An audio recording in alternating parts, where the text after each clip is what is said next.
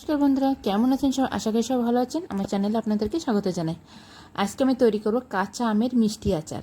এখানে কোনো টক ঝালও না, শুধুমাত্র মিষ্টি আচার। আর অনেকেই মিষ্টি আচারটা খেতে পছন্দ করে, তার জন্য আমি একটা রেসিপি আপনাদের কাছে শেয়ার করলাম। আর এখানে আচারটা বানানোর জন্য কয়েকটা আম নিয়েছি, কাঁচা আম। আমগুলো প্রথমে খোসাগুলো ছেলে নেব, আর আমের ভিতরে যে শক্ত অংশ হচ্ছে সেটা সহ ছোটো ছোটো করে কেটে নেব এভাবে। তারপর আমি ভালো করে এগুলো ধুয়ে জলটা ঝরিয়ে নেব।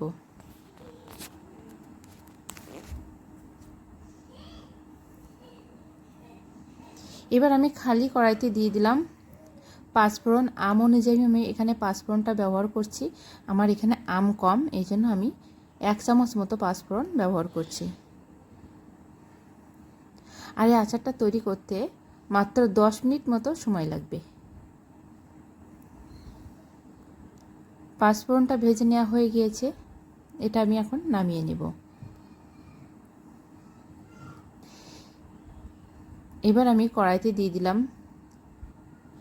1 কাপ মতো জল, আর দিয়ে দেব চিনি। এখানে আম অনুযায়ী আমি চিনিটা দিয়েছি। আম বেশি হলে চিনির পরিমাণটা একটু বেশি পরিমাণে দিতে হবে।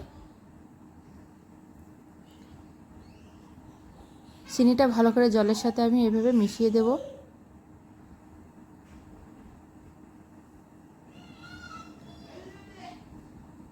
তারপরে চিনি আর জল ফুটে উঠলে আমি আম দিয়ে দেব।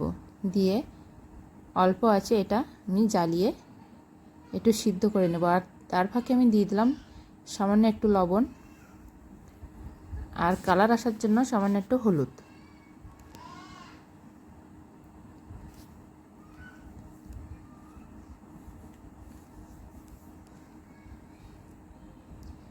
এবার আমি দিয়ে দেবো একটু বিট লবণ। অল্প আছে আমটাও সিদ্ধ হয়ে গিয়েছে, আর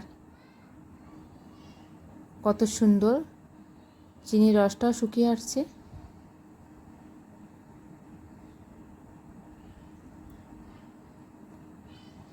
এদিকে আমি শিলের ওপরে নিয়ে নিয়েছি পাঁচফোড়ন। তারপর আমি এগুলো বেটে গুঁড়া করে নেব।